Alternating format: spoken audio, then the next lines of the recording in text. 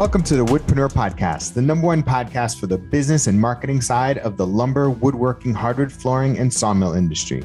I'm your host, Steve from Acres of Timber. Each week, we feature various wood business owners and entrepreneurs from around the globe.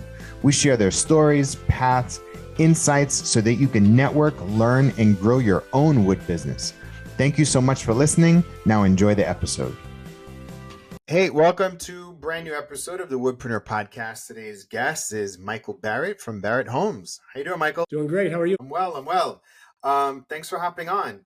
Hey, why don't you tell everybody about the history of Barrett Homes? How'd you get started? Yeah, so we started our company. I was actually still in college. My father helped my brother and I just basically form an LLC, build a couple of spec homes as we were getting done with school. Then him and I went on to separate paths. I worked for a large home builder. He worked for a CPA company for a little while. A couple of years later, this would have been about 2008. Recession was starting. You know, the home builder that I was working with was getting kind of slower, letting people go. So I decided to go back to school and try my hand at building spec homes in a pretty turbulent time, looking back. But we did one in 2008. We sold that. That house was about $1.4 million. We did, I think, 2 projects the next year, and then it kind of built from there. To date, we've probably done about $200 million in sales. Wow. In Chicago. So we've just, I think we've become a brand in Chicago home building that people recognize. I've been doing it for, like I said, since about 2008. And I think we differentiate in a lot of ways. I mean, one being that we, focus on actually people knowing who we are. There's a lot of anonymity in building in Chicago, if you can believe that. Yeah. So we like to show our face. We like to be present. We have an office in a prominent location. People can get to us. So that's kind of how we started. That's awesome. And you were born and raised in Chicago? I was. Yeah. My father is an Irish builder. Came over here in the 80s. There's a big Irish builder contingent in Chicago. So I basically learned growing up from him, just being around the job sites, my brother and I, and passed along a lot of knowledge to us, and we utilize it now. Cool. Tell me about those first couple of years. How'd you get the word out, and how'd you start building the company? Well, if you recall those times where everything was just doom and gloom. I mean, it was super scary. It was a terrible time. But I was, 2 years out of school. I was only 23, so I was just really young, really naive. Just thought that I could make it work. I thought that there still had to be some people looking for housing despite all the bad news. Yeah. And, like I said, we just started with one project, made a lot of mistakes. The project took way longer than it would now, ran into all kinds of hurdles, but just learned a ton during it. Luckily, someone came along and bought the house pretty quickly and allowed us to keep moving despite the market conditions. Yeah. And how did you start scaling up the operations behind it? Like what was that thought process? Were you still sort of building yourself, or were you like move into quickly project manager, sub out different things? The first few years it was really I was on my own. I mean, I was introduced to a lot of really great subcontractors through my father's connections, and then just the community of builders that he knew. So that really helped because those people kind of looked out for us starting out and didn't, lead us down the wrong path, which can happen a lot of times when you're just starting out. So like that was kind of our footing. And then like, it was really a supply and demand issue. I mean, nobody else was building homes that time and the land got really cheap. So we were able to just kind of utilize, the springboard from this first house and just continue on from there. And you were owning everything, or were like the land and building from spec up, or at what point did you start having clients coming to you? We still are. I mean, you can define a developer and a builder differently, but I mean, we still almost always own the land and build on our land. We rarely will just GC for a client. We are, it's just a different model, but we are always the developer and the GC. Typically. When you started, what kind of skills did you need to develop in order to quickly ramp up? And do you remember that moment where you had to like level up on your life and your business and your mindset in order to get to the next level? Do you remember? Well, so my background, I did construction management at Purdue. So that gave me a nice base. And then, like I said, I worked for a large national home builder that had an amazing training program. So that even further, help my technical knowledge. But I was just kind of a studier of the market. I'm always researching the market. So even when I was like in college, I was tracking what was selling, where things were selling, how much they were selling for. So I knew, I'm in the Chicago market, like I knew all the neighborhoods and what people were doing. And I still do that. Like that is, market knowledge is almost free, and you just have to spend the time on it, and it's invaluable. So that's kind of always been one of our strengths, is just kind of knowing exactly what's going on. The scaling of it was, I don't know. I mean, I was used to managing a lot of homes with that company that I worked for. I was managing 15 or 20 homes at a time. Now they were production homes, so it was kind of like an assembly line, but the concepts were similar. So you could juggle a lot of things at once, and that was a big help. That's great. What was your first critical hire internally? Well, my brother came on a couple of years after he left his CPA job, and then we were technically partners the whole time, but then he was with me all the time, so that lightened the workload quite a bit. And then a project manager that was with my dad for a lot of years came over. And this guy just can do it all. He's an engineer. His background is in engineering. He had been running subdivisions for my dad for a lot of years. So we brought him from the suburbs into the city with us, and he made a huge impact. I mean, he's great. He's great with the clients. He knows the business as well as anyone. So we've had him with us for probably, I'd say, like 10 years now. Yeah.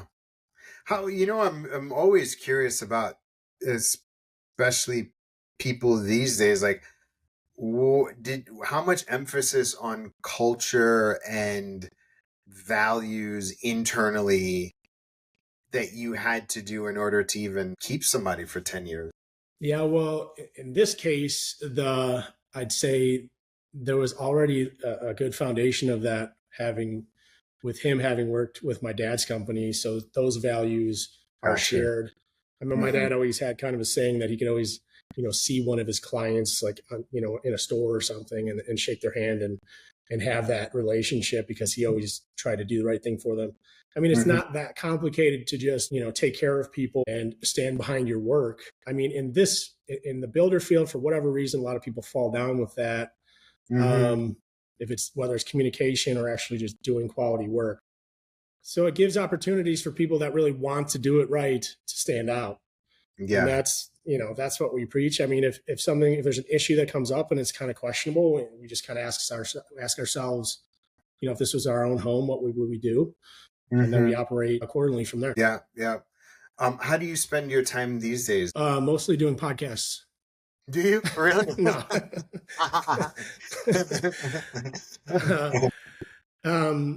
No, so I will generally be on emails and calls like for the first couple of hours. Between that and getting my kids to school in the morning, and then I'm in the field for the rest of the morning. I will hit like all of my job sites, and then the afternoon is generally in the office following up on stuff, meetings, etc. That's kind of my daily routine. So at your level, you sold a bunch of houses for, since 2008, and you're growing. Like, what does the level of relationship building look like that you have the sort of infrastructure and the sort of confidence to put out a product and know that it will sell, be at internally in order for that to happen? Do you mean just to be confident that if we build something on spec that it'll sell? Yeah.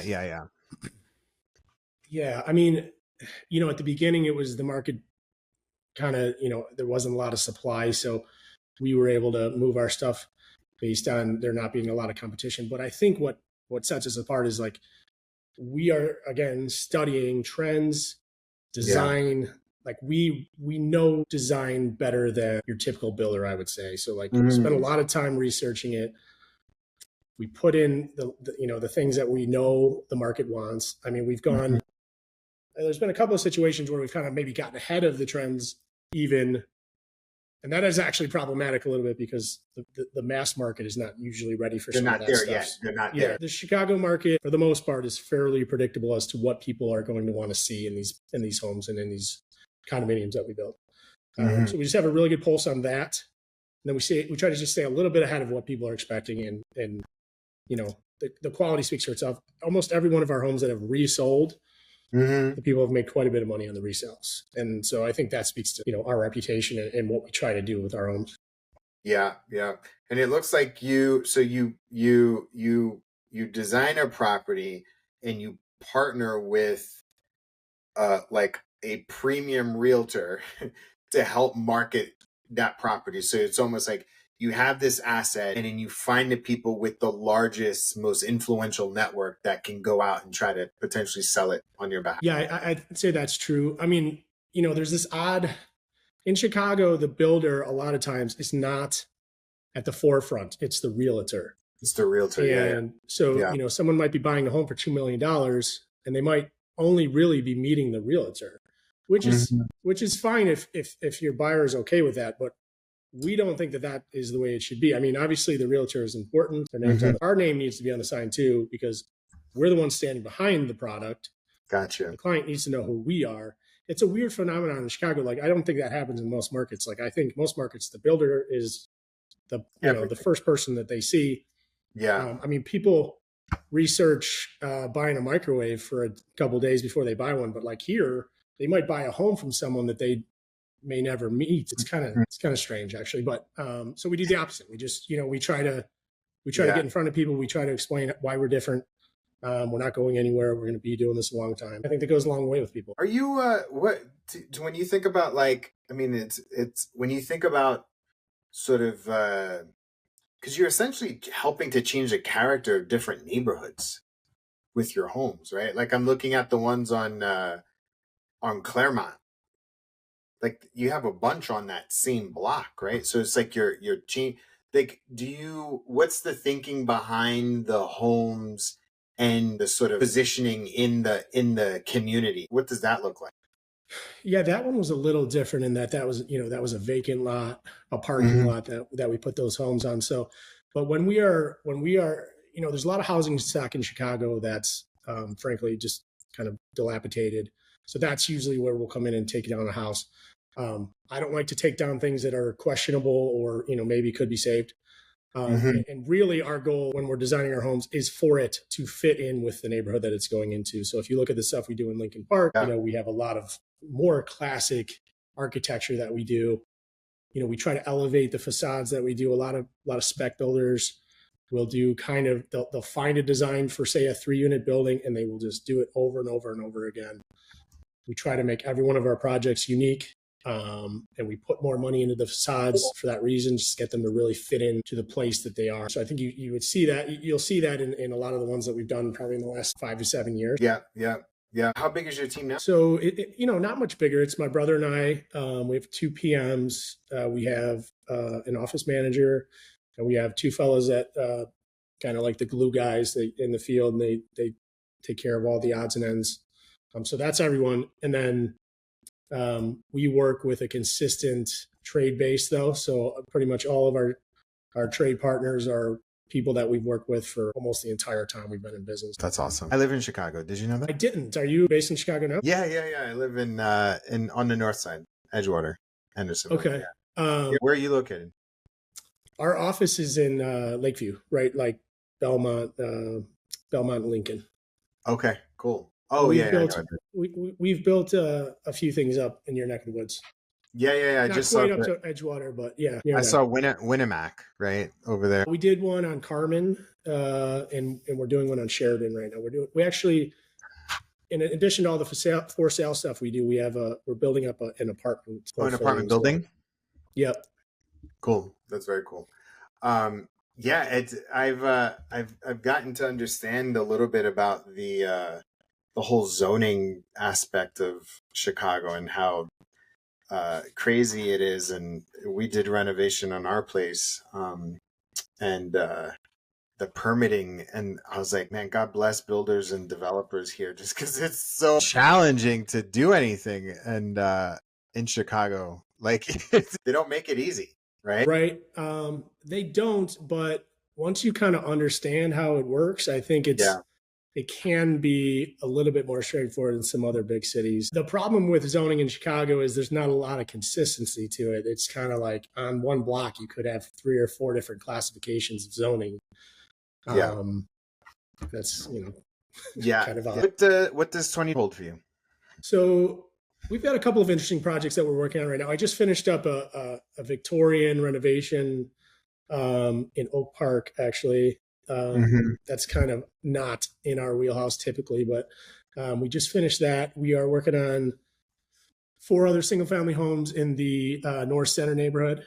We've got the 32 unit apartment building in Uptown. We just started a 6 unit building in Lakeview, condominiums.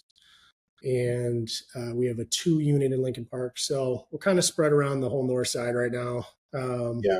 It sounds like a lot, but we've had as many as 14 projects like that going on at once in the past. So I mean, this workload right now is actually not overwhelming for what we have. How are you feeling about the economy? It's I think we're in a really weird place. I mean, new construction product is selling because, as we know, the real estate, the rates went up so high so quickly that people got kind of locked into their mortgages. So that actually helped builders like me. But then on the flip side, when the rates do come down, assuming they do, I don't know what that's going to look like, because theoretically, if they came down to say the 5% range, you could have a flood of existing home sales come on the market. And then we'll see about how much buyer demand there is at that point. So I know we're kind of in a weird little inflection point, seeing what the Fed is going to do with the rates. But for the time being, it's been good. Like beginning of COVID was very scary as a builder. We had people coming in asking for COVID discounts and whatnot, and we were just getting really kind of a little freaked out by that. But then that turned very quickly back to the sellers being in command somehow. For sure.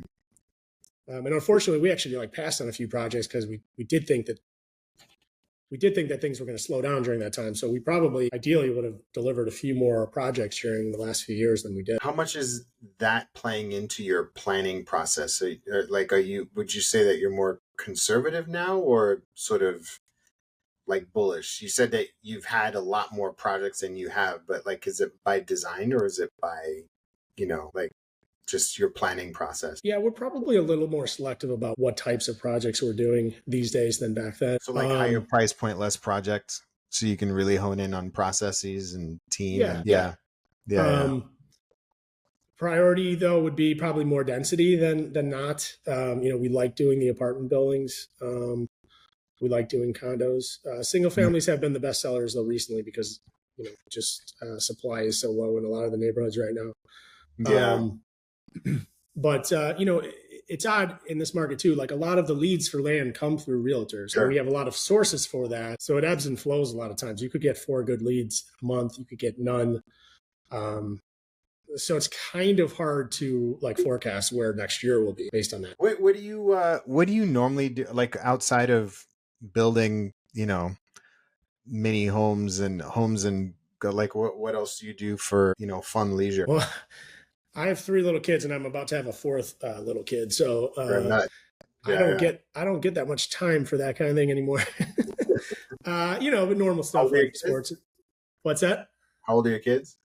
7, 5, 2, and my wife's due in literally 2 weeks. So. Wow, 7, 5, 2, and yeah.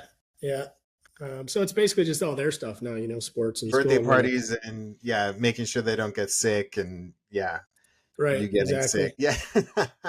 That's basically what the last month has just been, is them being sick and us being sick. And do you how do you personally, how have you sort of personally or professionally developed your own skills?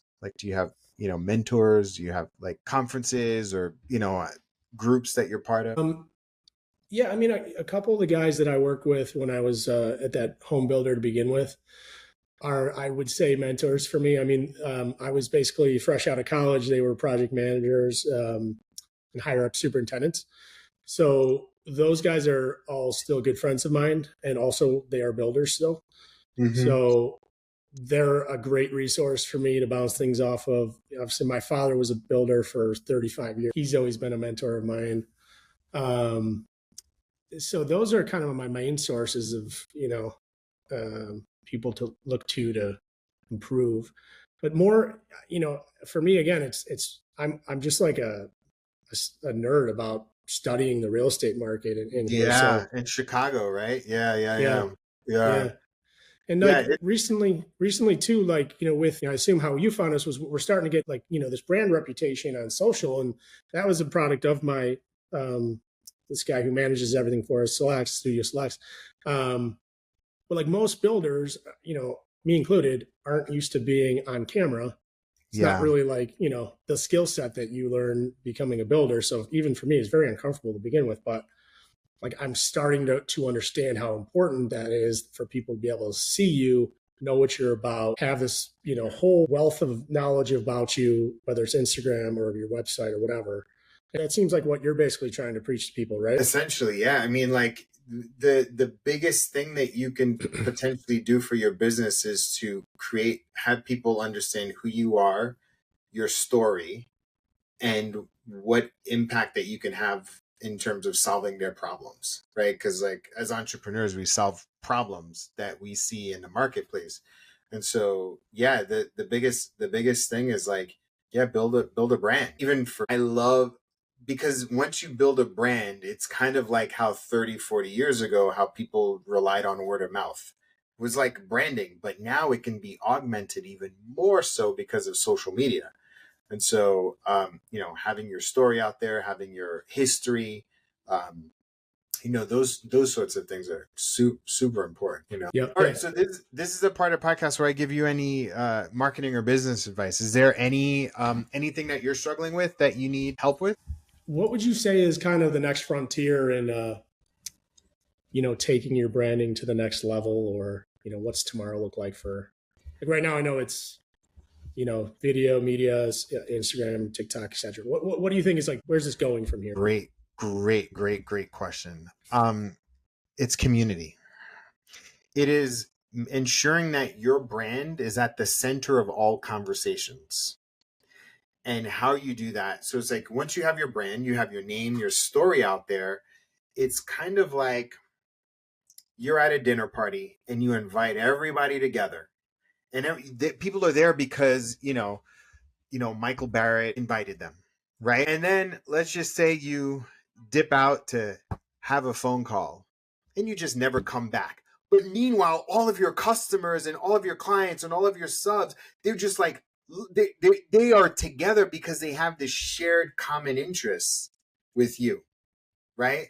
Like they each have a home that was hand built by you. They have so much. There's a common bond, but then you take it a step layer and deeper, and it becomes about values. It becomes about relationships. It's all about like maybe they can play golf together. Maybe they can recommend a summer camp for their kids, right? But the common bond is you. Yeah, That's the next level. And so what I've been telling clients is, how do you create a community around your brand? I think, and it's deeper than like having a barbecue, right? It's like, buying a table at a gala and inviting key people, and maybe you buying 2 tables, inviting other people, and then selling 3 tables, and then everybody all there together. And then you go for dinner after the gala all together. But just like imagine your key realtors, they inviting all of your customers. So because you have the personal brand, and that's going to be killer, because that's, again, the storytelling. They're consuming you while they're not there. But the next frontier, biggest brands, it's kind of like Mercedes, Porsche. Like if you buy a Porsche, you buy a Range Rover, let's say a Porsche, for example, you buy a Porsche, or you buy a Rolex, or, or a luxury watch. The next thing you want to do is like show up at a Porsche meetup. And then that's how you build up. But imagine doing that for your home company, your home building. Yeah, that's interesting. That's the next level. Because the word of mouth that happens as a result of that, it's going to be killer. Like, got it. And so for me, a small example is like, I looked at the wood building industry and I found that they didn't have a sense of identity. So what did I do? Created a community called the Woodpreneur. And then I created a podcast so that we can share stories together. And then the next level is like, whenever I'd go traveling someplace, I would host a meetup and I would invite my listeners and I get, anywhere between 30 to 70 people to show up. And so like you can literally do the same thing, and you're in a city, and it's even better. Like Chicago, you could do this very easily because it's in a city where people thrive on relationships and the density of people together. You realize it's all about networks and pockets and relationships. And it's very hand to hand. And so moving beyond a follow or, or a like, it's about creating a space where everybody can come together and see, like, hey, you were the 10th home that I built. Oh my God, I was the 15th home that I built. I was this home, right? Like imagine, and then, like imagine that the networks that happen as a result of that. Yeah, man, that's really interesting. That to me is the next level. I mean, and even in terms of like next level for you, and in terms of, let's just say, marketing, will be less about outsourcing and more about ownership. Instead of having outside marketing, you are now, and there's an element of your brain, like a part of your brain that has a CMO, and you're building your own personal brand, but now you know how to deploy marketing resources and tactics the same way you know how to build a home or a condo. So you're taking that process in-house, and you have the brain to not only build your brand, but know how to tell your own story and deploy that using, technology, AI, outsource resources, right? Like, so you're therefore driving your costs down, but now you have more of a marketing mindset. Does that make sense? Yeah. Yeah. So you're saying I could fire my marketing guy then? You don't need to. No, just kidding. Just kidding. But yeah. But I'm saying, like, now you're going to be more educated on what a good return on investment looks like. That's, I mean, at your level, that's what I'm seeing. Is this like absolutely marketing in-house, data driven, like, that a certain window isn't going to sell. Why even carry it? Why even offer it? Because you can get a higher margin if you use this one, and the customer will benefit because because there's going to be a cost savings, right? Like, that's the way you're going to look at marketing. Okay. You're going to realize that, like, most of your home sales are going to come from 5 to 10 realtors. So you're no longer going to work with 20 realtors. You're going to cut down on to the top 10. And in those top 10, what are you going to do? You're going to create a community around them. You're going to give them everything they need. You're going to know all their kids, right? Like, you're going to just be a lot more strategic. That's what I'm seeing in terms of, like, people outside of your space, like the tech folks. This is what they're doing.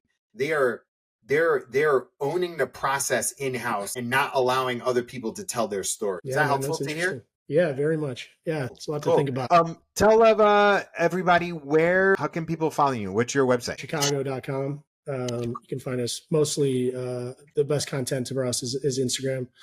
That's mostly where we focus right now. Awesome. Michael, thank you so much for your time. Thanks for sharing your story. And yeah, I look forward to getting your story out to everybody. Thanks a lot, Steve. Appreciate it. All right.